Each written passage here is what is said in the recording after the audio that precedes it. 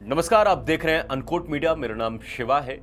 आप लोगों ने एक खबर सुना होगा जिसमें कहा गया था कि मैनेजमेंट, टीम इंडिया की management and centre of excellence के बीच सब कुछ सही नहीं होता। क्या है कि टीम मैनेजमेंट कहती है कि हमें ये खिलाड़ी चाहिए, सेंटर ऑफ एक्सीलेंस कहती है ये खिलाड़ी फिट नहीं है, एंड फिट होते भी नहीं है फिर भी उनको बोल देती ये रे आपके प्लेयर अवेलेबल है, आप लेकर चले जाओ। खबर आई थी कि अजीत अगरकर इसको लेकर बहुत नाराज है, गौतम गंभीर बहुत नाराज है।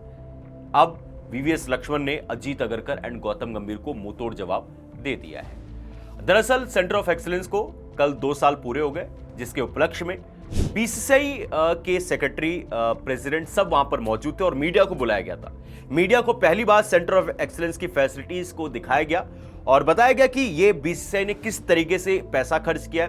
जय शाह के विजन की वजह से इतना बड़ा इंफ्रास्ट्रक्चर बेंगलुरु में बनाया गया और यहां पर खिलाड़ियों को सिर्फ रिहैब के लिए नहीं बुलाया जाता, खिलाड़ियों की गेम को एक्सीलेंस करने के लिए, उनकी फिटनेस को और बेहतर करने के लिए एक प्रॉपर प्लानिंग के साथ काम किया जाता है। और उसी उपलक्ष्य में वीवीएस लक्ष्मण, देवजीत साइकिया समेत कई सारे लोग प्रेस कॉन्फ्रेंस में आते और मीडिया के सवालों के जवाब देते।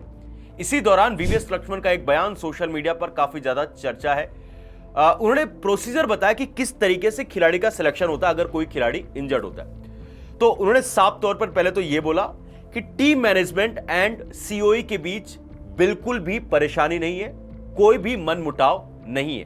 वीवीएस लक्ष्मण के शब्द हैं। उसके बाद वो कहते हैं कि देखो, जब भी टीम का सिलेक्शन होता है, उन्होंने एग्जांपल दिया भी श्रीलंका के लिए टीम का सिलेक्शन हो रहा था, कभी भी कोई टीम का सिलेक्शन होता है, chief selector centre of excellence में कांटेक्ट करते हैं और कुछ खिलाड़ी जो इंजर्ड होते हैं और सेंटर ऑफ एक्सीलेंस में मौजूद होते हैं, वो सेंटर ऑफ एक्सीलेंस से रिपोर्ट मांगते हैं। हम इस खिलाड़ी को टीम में शामिल करना चाहते हैं, आप मुझे इनका स्टेटस रिपोर्ट दीजिए, ये कितने फिट हैं, कब तक फिट हो जाएंगे, क्या कुछ रिपोर्ट है। देन उसके बाद सेंटर ऑफ एक्सीलेंस उनके पूरे रिकॉर्ड को चेक करती है, कितने फिट है, कब तक फिट हो जाएंगे। उस बेसिस पर जो रिपोर्ट होती है वो head coach and chief selector को भेज दिया जाता है। उन्होंने एग्जाम्पल दिया, उन्होंने कहा कि अभी श्रीलंका दौरे के लिए टीम का चयन होना था, चीफ सेलेक्टर का हमारे पास मैसेज आता है कि हमें ये खिलाड़ी चाहिए, जसप्रीत बुमराह एंड साई सुदर्शन को लेकर बात होती है, हमारे पास आता है। हमने उनकी रिपोर्ट दी और हमने कहा कि अभी इस समय ये खिलाड़ी फिट नहीं है, अगर आप इनको सिलेक्शन करना चाहते हो तो आप कर सकते हो, बट अभी तक इनको फिट हम घोषित नहीं कर सकते। इसी वजह से बीसीसीआई ने जब टीम का सिलेक्शन किया, जसप्रीत बुमराह के नाम के आगे स्टार लगा था एंड साई सुदर्शन के नाम के आगे स्टार था। इसका मतलब क्या होता है? Subject to fitness. VVS Laxman ने कहा कि यही सब्जेक्ट टू फिटनेस का मतलब ही यही होता है कि खिलाड़ी फिट नहीं है, अगर फिट होगा तभी खेलेगा। एंड हम अपना काम बहुत ईमानदारी से कर रहे हैं, बहुत अच्छे तरीके से, यहाँ पर अच्छे डॉक्टर्स है, अच्छी मेडिसिन है, अच्छी चीजों से रिहैब हम करवाते हैं, तो कोई ऐसी दिक्कत वाली बात नहीं है। और ब्लेम जो डाला जाता है वो गलत बात है। उन्होंने ये भी कहा आप ब्लेम मत डालिए, ब्लेम डालकर आप स्केपगोट कर रहे हो, ब्लेम मुझे पसंद नहीं, आप मेरे ऊपर ब्लेम डाल रहे हो। उन्होंने ये बात बोली है, सेंटर ऑफ एक्सीलेंस को बोला कि हम अपना काम बहुत अच्छे तरीके से कर रहे हैं। सो जितने लोगों को लगता था कि management and centre of excellence के बीच सब कुछ सही नहीं है, उन्होंने बोला कि बहुत स्मूथ एक प्रोसीजर है, हमारे पास मांगा जाता है रिपोर्ट, जो हमारे पास रिपोर्ट होती है हम दे देते हैं। देन उसके बाद सिलेक्शन का कॉल लेना ना लेना वो मैनेजमेंट के हाथ में होता है, हमारे हाथ में कुछ नहीं होता। तो इसका मतलब साफ है, Ajit Agarkar and chief selector को यह बात पता थी जसप्रीत बुमराह फिट नहीं है, साई सुदर्शन फिट नहीं है, उसके बावजूद इनको टीम में रखा गया।